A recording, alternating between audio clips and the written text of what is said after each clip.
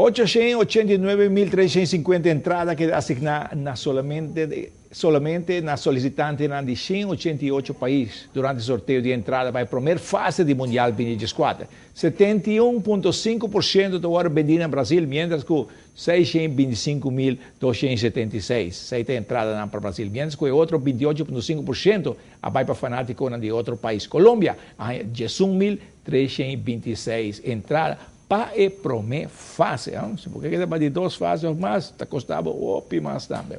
A diretiva nova de AVB está trabalhando para melhorar o produto futebol. A AVB é uma pessoa para ajudar a AVB de parte de mercadeo. Op zich heel erg goed. Ik heb heel veel informatie gekregen over hoe de bond hier ervaren wordt.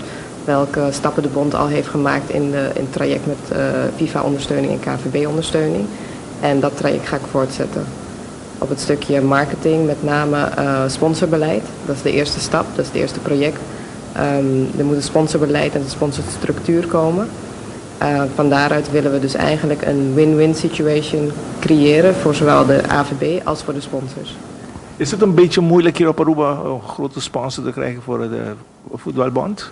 Heb je het gemerkt of heb je iets gezien dat hard aan moet aanpakken? Nou, ik denk dat de sponsors willing zijn. Ik denk dat de sponsors er zijn. De opportunities liggen er. Ik denk alleen dat er betere pakketten moeten worden gemaakt, zodat de sponsor weet wat hij kan verwachten van de bond en de bond ook weet wat hij van de sponsor terugkrijgt. En aan welke eisen de bond moet voldoen en aan welke eisen de sponsor moet voldoen.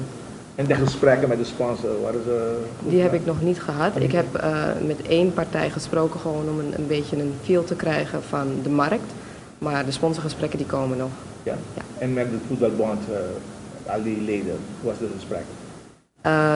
Met de bestuursleden, dat was op zich goed. Ik heb de informatie kunnen krijgen die zij hebben over de markt. Want het is heel belangrijk om de sponsorpakketten goed af te stemmen op de marktsituatie van Aruba. En ook op de situatie van de bond en de sponsors. Wat zijn de bedrijven bereid en wat zijn de bedrijven gewend in marketing te stoppen, in exposure te stoppen, te betalen voor uitingen. País chiquito maneira Aruba não está querendo exclusividade. Dus eigenlijk in de hele regio is het zo. Dat werkt ook zo. Ik kom uit Suriname, dat is precies dezelfde situatie. Een kleine markt. Je kan niet iedereen exclusiviteit geven, want dan sluit je te veel partijen uit, omdat de markt te klein is. En op het moment dat je dat doet, dan is dat niet meer in het belang van het voetbal, want je kan niet genoeg sponsors binnenhalen.